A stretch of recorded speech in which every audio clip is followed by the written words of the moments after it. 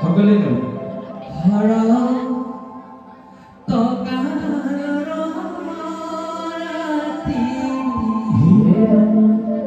এই ঘৰত গ'লে কি মহাপুৰুষ মাধৱদেৱ গুৰুজনে এটা কথা খুব সুন্দৰভাৱে কৈছে যে কৰ্ণপথে ভগতৰ হিয়াত প্ৰৱেশী হৈ এই কাণৰ যে ৰাস্তাটো কাণৰ যে পথটো কাণৰ যে আমি কৃষ্ণ কথা শুনো কৃষ্ণ কথা ইয়াত যেতিয়া প্ৰৱেশ কৰে কৰ্ণপথে ভগতৰ হিয়াত প্ৰৱেশী হৈ কৃষ্ণ কথা যেতিয়া এনেধৰণে সোমাই হিয়াত যেতিয়া কৃষ্ণ শব্দটো আৱিষ্কাৰ হয় কৰ্ণপথে ভগতৰ হিয়াত প্ৰৱেশী হৈ দুৰ্বাসনা হৰে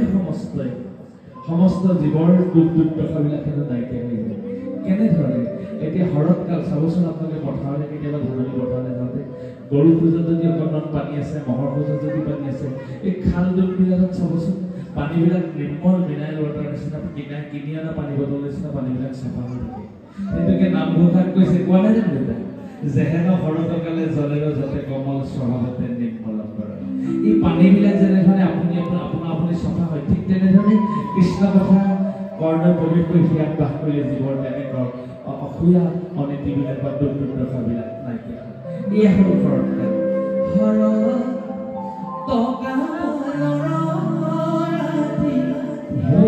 কৃষ্ণ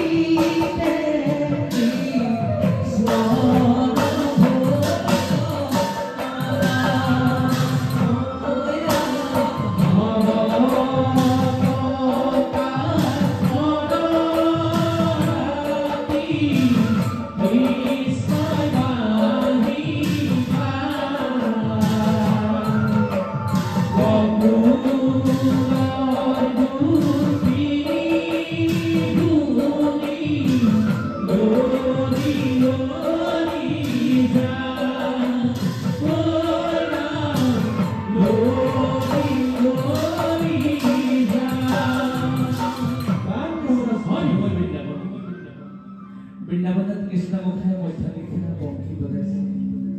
গোপিনীসকলে ঘৰৰ পৰা শুনিছে আৰু শুনি তেওঁলোক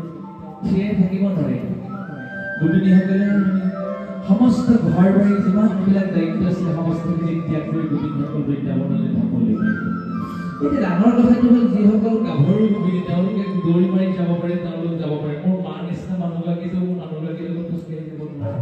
আমাৰ এতিয়া মা যদি নামঘৰলৈ আহে তলত বহিব নোৱাৰে ওপৰত বহাব লাগিব বিভিন্ন ধৰণৰ লেঠা এই বৃদ্ধা গোপিনীসকলৰ পৰা আহিছোঁ মন গৈছে কৃষ্ণ ওচৰলৈ আহিবলৈ ভাবিম গগৈ ছাৰে ইমান ধুনীয়াকৈ সেইটো কথাও কেনেধৰণে বৰ্ণনা কৰিছে চাওক ইমান ধুনীয়াকৈ বৃদ্ধা গোপিনীসকল ওলাই আহিছে ওলাই আহি আধৰিলৈ আমি চাই মই ৰাস মন্দিৰৰ ওচৰত ৰখিছিলোঁ ইগৰাকীও কৈছে তুমিও আহিলা নেকি ইগৰাকীয়ে কৈছে ময়ো আহিলোঁ বোলে আমাৰ জীয়াৰীও নাই ছোৱালীও নাই দেখোন সকলো বৃন্দাবনলৈ গ'ল বুদ্ধা গোসাঁই কি কৰিছে এতিয়া বৃদ্ধা গোপিনীসকলে আলোচনা কৰিছে আয়ো বায়ো বায়ো গোটেনো কৃষ্ণ বাঁহী বজায়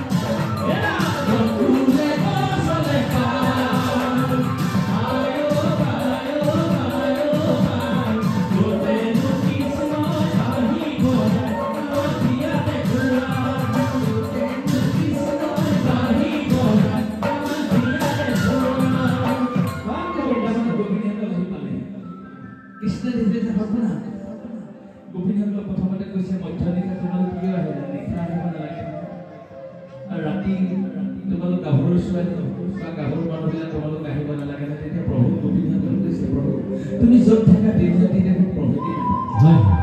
তাৰপিছত কৈছে তোমালোকৰ পিতৃ মাতৃ চিন্তা কৰিব ঘৰলৈ যাব যোৱা এই প্ৰভু তুমি জগতৰ পিতৃ মাতৃ থাকোঁতে আমাৰো পিতৃ মাতৃৰ কথা আহিব পাৰে নাই তোমাৰ তেতিয়া ভগৱানে আকৌ গোপিনীসকলক কৈছে তোমালোক যিসকল বিবাহিতা গোপিনী আছা ইয়াত তোমালোকক স্বামীসকলে নিশাখন বিচাৰিব নহয় তোমালোক যোৱা কৰি যোৱা নহ'লে স্বামীয়ে তোমালোকক বেয়া হ'ব তেতিয়া মানে দেখিছ তুমি যে জগতৰ স্বামী তুমি পৰম স্বামী থাকোঁতে আমি সাংসাৰিক জীৱনৰ স্বামী আমাক আসক্ত কৰিব নোৱাৰে তোমাৰ চৰণৰ পৰা আমাক বঞ্চিত নকৰিব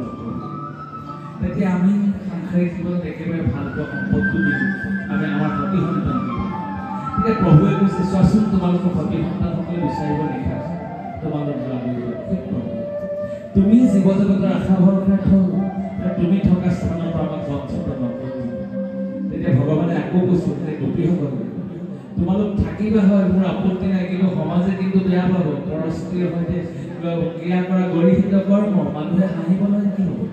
তেতিয়া ক'লে প্ৰভু সৃষ্টি তোমাৰ পৰাই হৈছে লয় তোমাৰ পৰাই হৈছে সমস্তখিনি মান অভিমান তোমাৰ ওচৰতে আছে স্বাভিমানো তুমি থকা স্থানৰ পৰা আমাক বঞ্চিত নকৰিবা তেতিয়া ভগৱানে কিন্তু গোপীসকলক কৈছে কি কৈছে গোপী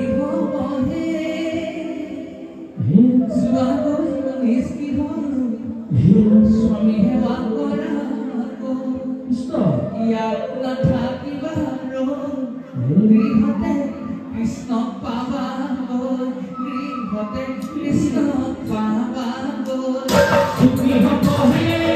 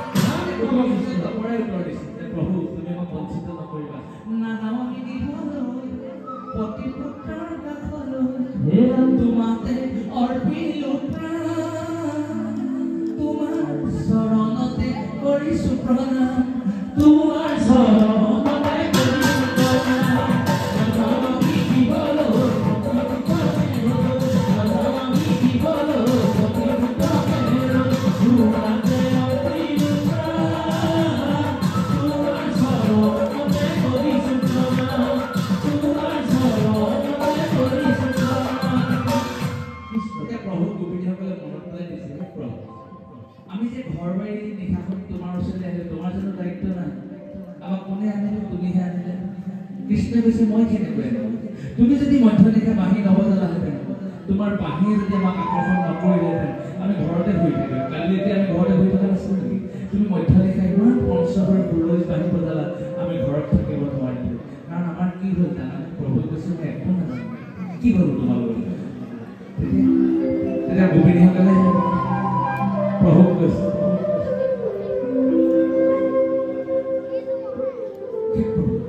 বাহিমাতে বলিয়া কৰিলা কলিয়া ঘৰতো নবহে হাৰ পাই মাজ ৰাতি শুনো আমি গান পাতি লৰি আহি পাই বৃন্দাবন লৰি আহি পাই বৃন্দাবন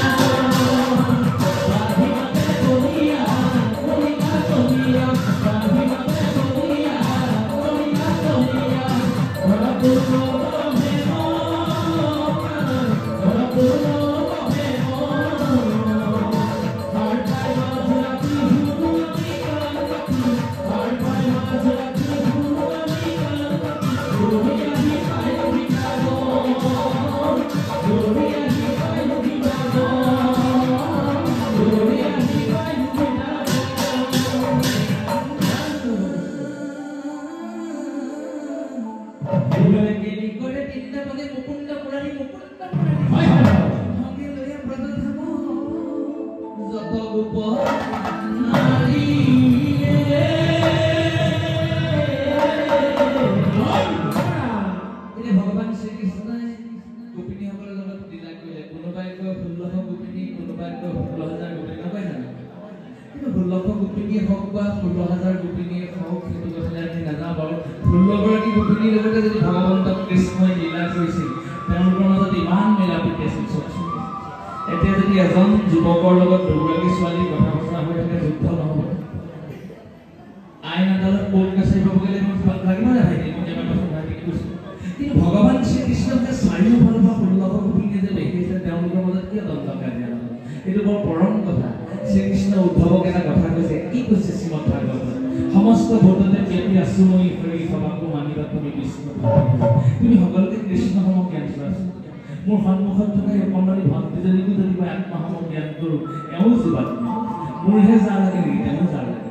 মোৰহে ভোক লাগে নেকি তেওঁ ভোক লাগে তেওঁক যদি মই বুজিবলৈ যত্ন কৰোঁ এয়াই হ'ব মানৱ আৰু গোপিনীসকলে কি কৰিলে জানেনে কৃষ্ণ কৃষ্ণ কৃষ্ণ কৃষ্ণ কৰি কৃষ্ণকে অনুপাত অৰ্পণ কৰিলে সেইকাৰণে মহাপুৰুষ শ্ৰীমন্ত শংকৰদেৱজনে নাম কীৰ্তনত কৈছে ভৈৰন্ত মংগলাকাৰ থাকে গ'লে মোকে লিখি আছে গোপিনীসকল মংগলাকাৰ হ'ল ঘূৰণীয়াকে গোপিনীসকলে কাটিয়া কৰিব মাজতে কৃষ্ণ ইগৰাকী গোপিনীয়ে সিগৰাকী ধৰি আছিল কৃষ্ণ মুখলৈ চাই চাই এনেকুৱা তেওঁলোক ভাবুক হৈ পৰিলে তুলসীয়ে যদি ৰাধাক ধৰি আছিলে ৰাধা যেন নলগা হ'ল কৃষ্ণক ধৰি থকা নিচিনা সেইকাৰণে তেওঁলোকৰ মাজত দ্বন্দ্ব কাজিয়া নহ'ল অৰ্থাৎ সকলোৱে যোনে চাইছে শান্তি পাইছে যি ভাবিছে শান্তি পাইছে যি তেওঁলোকে অনুভৱ কৰিছে তাতো পৰম সুখ পাইছে এয়াই হ'ল অমৃতময় বৃন্দাবন সেইকাৰণে বৃন্দাবনত কি হ'ল বৃন্দাবনত অকল সুখ শান্তি আৰু সমৃদ্ধি সেইকাৰণে কোৱা হৈছে দেৱ নমালি ধেমালি কৰা বনমালি গোপী লৈ ধেমালি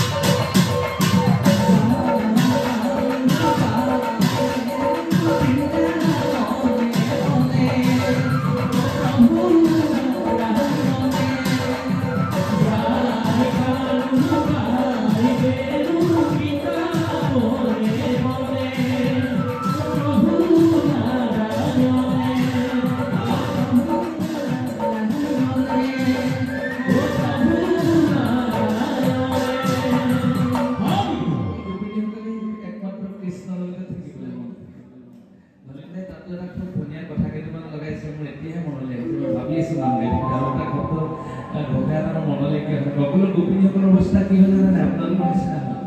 গকুলৰ গোপিনী নাখাই ভাতে পানী বিচনাত পৰিলেও নধৰে টোপনি গকুলৰ গোপিনী নাখাই ভাতে পানী বিচনাত পৰিলেও নধৰে টোপনি গকুলৰ গোপিনী নাখাই ভাতে পানী বিচনাত পৰিলেও নধৰে টোপনি গকুলৰ গোপিনী নাখাই ভাতে পানী বিচনাত পৰিলেও নধৰে টোপনি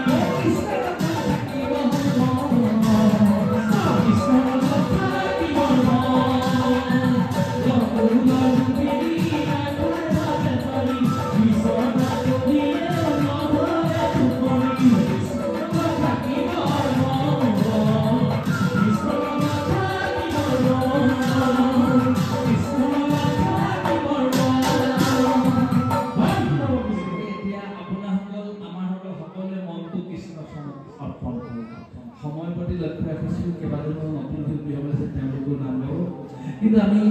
আজি যদিও ৰাসৰ মাজতে আমি আনন্দ কৰিছোঁ কৃষ্ণ নামত যদিও আমি আনন্দ কৰিছোঁ আমি সঁচাকৈ নিয়মত হৈ আছোঁ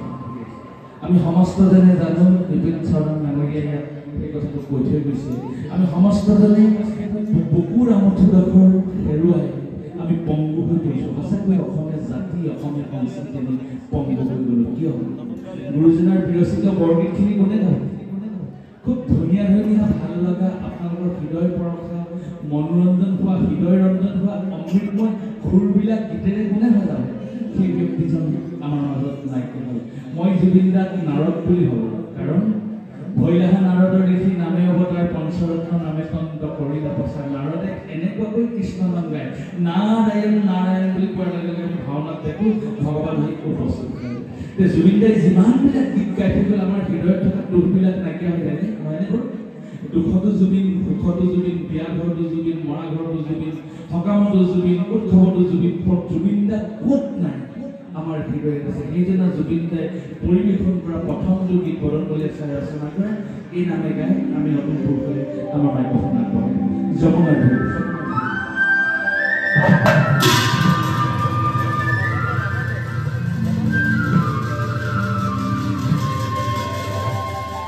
যমুনাৰ ঢোল দেখি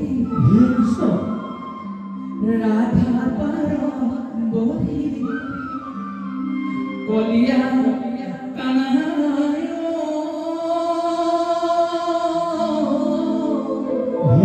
কাখে সবাই দিয়া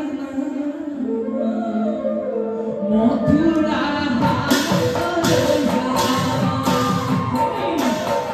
যমুনা